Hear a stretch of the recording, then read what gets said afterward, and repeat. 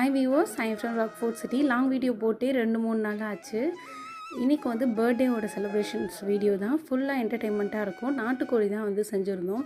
எப்போ வந்து நாட்டுக்கோழி வந்து குக்கரில் வேக வச்சாலும் சரி, நீங்கள் அடுப்பில் வேக வச்சாலும் சரி, இஞ்சி பூண்டை வணக்கிட்டு அதுக்கப்புறம் நாட்டுக்கோழியை நல்லா வணக்கிட்டு வந்து வேக வைக்கும்போது நம்மளுக்கு அந்த வந்து கவிச்ச ஸ்மெல்லாம் வந்து இருக்காது.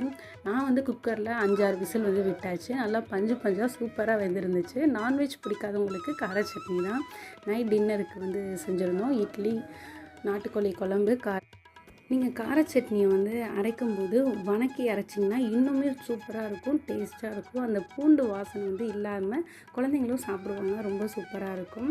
அப்புறம் வந்து குக்கர் ஃபுல்லாகிடுச்சு. 1.5 கிலோ வந்து கறின்னு நினைக்கிறேன். கொஞ்சமாக இருக்கிற மாதிரி இருந்துச்சு, ஆனால் வணக்க நல்லா வந்து இதாகிடுச்சு.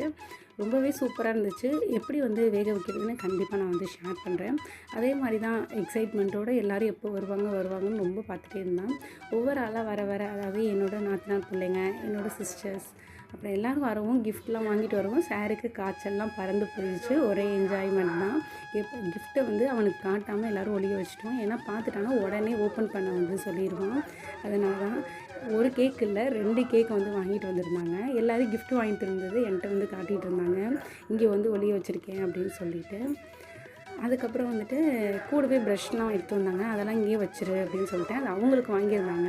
என்னோடய பையன் அப்புறம் அவனுக்குன்னு பிடுங்கிக்குவான், அதனால் அங்கேயே வச்சிட சொல்லிட்டேன். 2 கேக் வாங்கியிருந்தாங்க. ஒன்று வந்து அம்மா வீட்லேருந்து, ஒன்று வந்து நாத்தனாரும் வாங்கியிருந்தாங்க.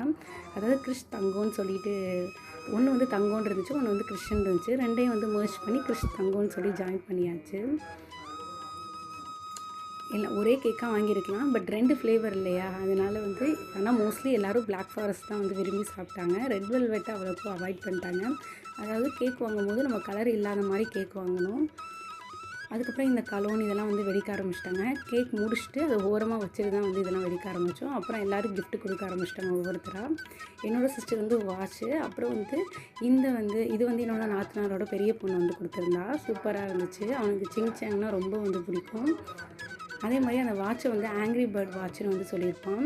இதில் ரொம்ப ஹைலைட்டான விஷயமே என்னோடய லாஸ்ட்டு வந்து நாத்தனார் பையன் வந்துட்டு நல்லா வந்து ஒரு டிஃப்ரெண்ட்டாக இருந்துச்சு. இந்த முயல் ரேபிட்டு எல்லோரும் ஆச்சரியமாக பார்த்தோம்.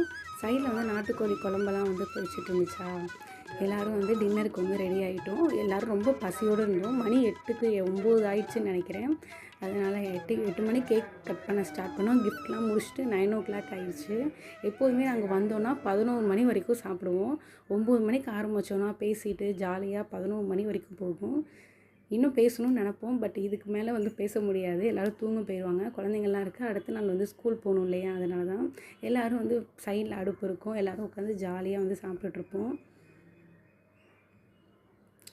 நம்மளும் குக் பண்ணிகிட்டும் இருக்கலாம், தோசை எல்லாருக்கும் ஊற்றி போட்டுட்டும் இருக்கலாம், எல்லாருக்கூடையும் பேசிகிட்டும் இருக்கலாம். ஒரு குடும்பமாக உட்காந்து சாப்பிட்றதுக்கு நல்ல பிளேஸ்ன்னு வந்து சொல்லுவேன். அதுக்கப்புறம் எல்லோரும் கிளம்ப ஆரம்பிச்சிட்டாங்க. என்னோடய பையனுக்கு யாராவது குட்டீஸ்லாம் வீட்டுக்கு வந்தோன்னா விடுறதுக்கே மனசு வராது. எல்லாரையும் அனுப்பவே மாட்டான். ஏன்னா அவனுக்கு விளையாட ஆள் இருக்காதா, அதனால் வந்து யாரையும் வந்து போக சொல்ல மாட்டான். போனால் ஒரே அழுகலாக இருக்கும். இன்றைக்கி என்னமோ ரொம்ப சேடாக வந்து பாய் சொல்லியாச்சு. ஏன்னா அடுத்த நாள் எல்லாேருக்கும் வந்து ஸ்கூலு, அதனால் பாய் சொல்லிவிட்டு சேடாக பார்த்தாரு. நெக்ஸ்ட் வீடியோவில் பார்ப்போம். டாடா பாய்.